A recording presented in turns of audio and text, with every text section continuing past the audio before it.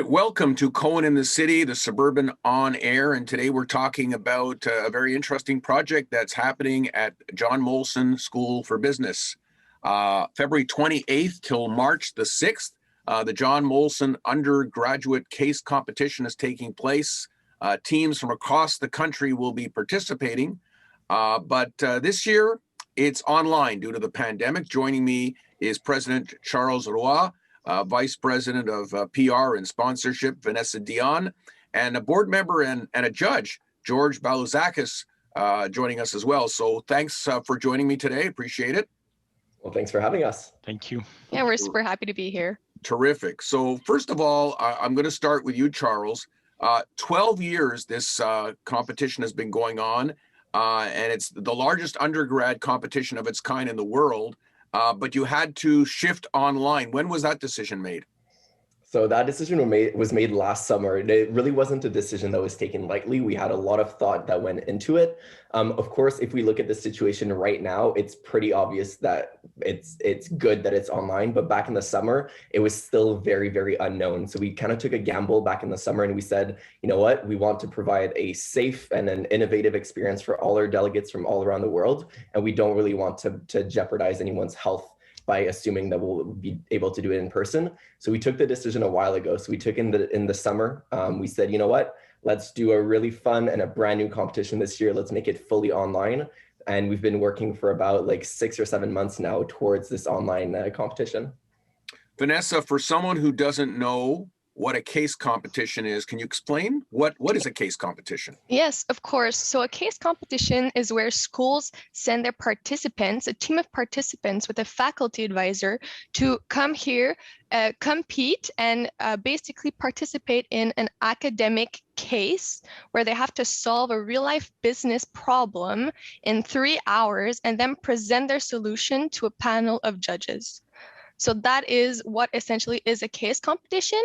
At JMUC, we like to say that we also are a very social competition. So we not only have academics for the participants, but we also have social events and a lot of interactive activities for them this year. Okay, and that brings me to an obvious question for George. How does a judge do his or her job in a case competition? What is up your sleeve? Well, as a judge, what happens? We bring the competition brings in judges from industry, and what's great is to see the talent that's coming through, not only from our wonderful organizing committee that's putting the competition together, but also from all the participants, as Vanessa mentioned, that are being sent to compete. I've been a judge; it's got to be 7 or 8 years now, and I'm always impressed by the quality of the solutions that are being presented by the students and so on. So very innovative with limited tools when they are solving these complex real world cases. And they present to the judges. The judges will then usually have a question and answer period and so on. It's always great to see the level of talent and the solutions proposed by those teams. Charles, 28 teams this year, that's a lot. Is that the most you've had, and how are you going to manage that online? Yeah, that's a great question. So we've always had a large number of teams. Actually, last year was the year that we went from 24 to 28 teams. So this is the second year that we're doing 28 teams. And it's 28 teams from 13 different countries. So it's really a worldwide competition, which is really amazing.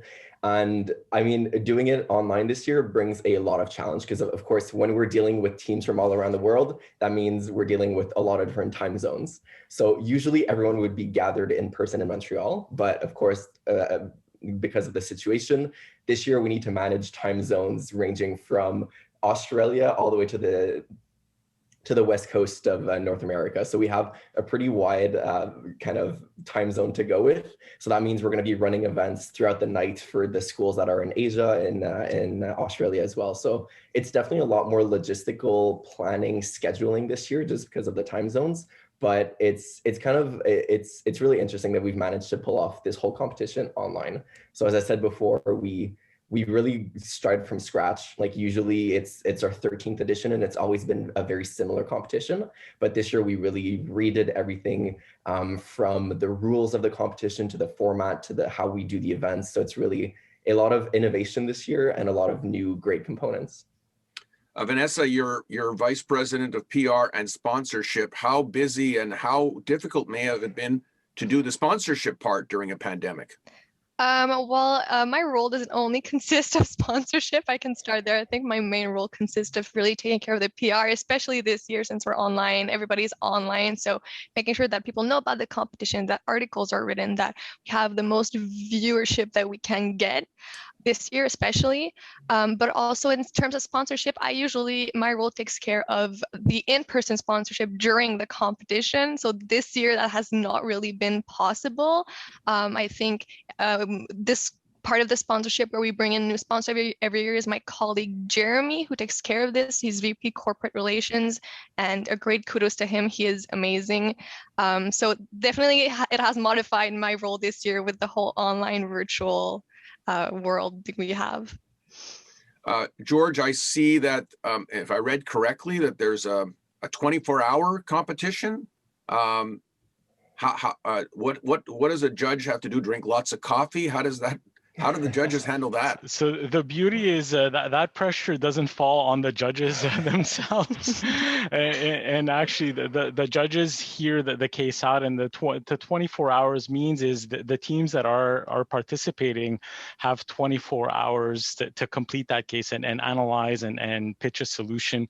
In a normal year, that would be taking place, at the university or wherever the teams would be staying. This year it'll be virtual, and folks will be doing it via Zoom or otherwise.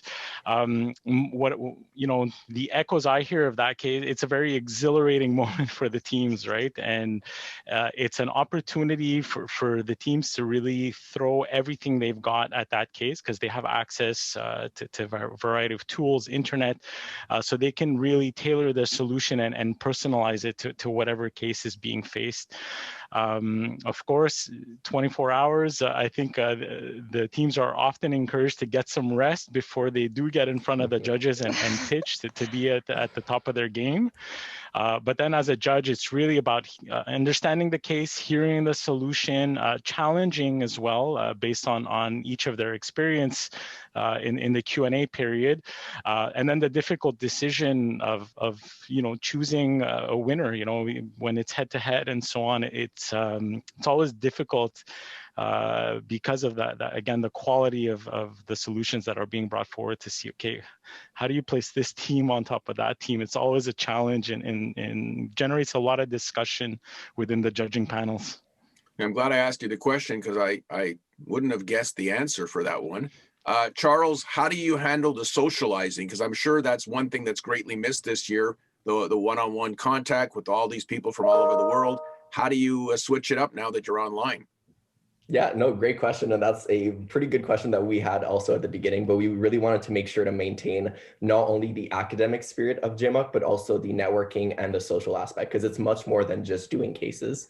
So this year we introduced a bunch of online bonding events. We're going to be doing fun bonding events. We are using a bunch of different online platforms to make it as interactive as possible for the delegates. We're introducing a pretty fun series. So we're going to have our JMUC podcast, where we're going to ask delegates to come and interact with the organizing committee on the podcast. So that should be pretty fun as well. And then for the networking side of it, we are partnered with our great sponsored companies. We have companies that have been with us for 10 plus years that they always send representatives. So we're going to have online networking this year. So we're going to allow delegates to communicate and network with all our sponsors.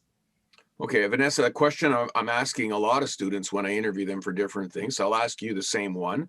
What's it been like being a student at John Molson School for Business, which, by the way, a little secret, that's actually part of Concordia University. Nobody knows that. You think that there's McGill, John Molson, Concordia, but it's actually, when you go to John Molson, you say, you go to John Molson. It's a cool name. But what's it like being a student during this pandemic, not really going into class, doing the stuff remotely? Oh yeah, that's a good question. Well, obviously, that's a running gag. First of all, I have to address it. Students at the John Molson School of Business, we like to say that we're from John Molson and not from Concordia, but it's all part of the same thing. It works in unison, and it's amazing being part of that school. I would say online has been I would say it hasn't been easy for us, especially since it's been almost a year now for university students. There's no social aspect, the fun parts of university are definitely less present this year. But I'd like to say that I think the school has tried to adapt as best as they could online. So, we have great professors and they're trying their best to teach us in this virtual environment. But yeah, they're really trying to keep our morals up, and we're getting better. We're getting used to it, I think. I guess a final word from George on that, because you work in an administration for Concordia. What's it been like running a university kind of all remotely? It's I have to tell you, Mike, we're very proud, very proud of our entire community, of our students, of course, and how they've adapted, of our faculty, and how they, essentially it's almost a year ago today. I remember the date, March 13th. We were going home for 2 weeks. And on a dime, the entire university kind of turned around and became digital. And it's something we're incredibly proud of, and we're incredibly proud of everyone. I've had the opportunity to go to the office a handful of times, and and when necessary, I do go there. And it's difficult because usually there's a hustle and bustle, and there's students, and there's life and excitement, and things to see in booths. And that's missing right now. I think from the entire downtown core and Quartier Concordia, as we call it, and so on, and our Loyola campus. And we're itching, for the opportunity to get back, to have some hybrid. But we're taking it step by step and following the government guidelines, and we're incredibly proud of everybody and their response and their resilient response to the current situation. I think one last thing I'll ask Charles is, Charles, if someone wants to watch this competition, it's going to be streamed, not live, but on the website. So just give us the website address, and people can watch it. Yeah, absolutely. There's a bunch of components for the public to watch. So we have our opening ceremony that's going to be showcased to the public. We have all of the recorded presentations from the teams, so people can go on our website and look at presentations from 28 different schools. So that's definitely a great opportunity. So our website is jmuc.ca, so jmucc.ca, and people are going to be able to find all the necessary links there to watch all the presentations and take part of the competition. All right. Well, I wish you the best of luck. And of course, people can also go to thesuburban.com, and there's a story as well coming out on this competition and to your website. So best of luck to all of you. Thank you, Mike. Thank you so much. Thank you. Thank you for having us. All right. It was great having these people on with us, and definitely go to the website and watch this very interesting competition.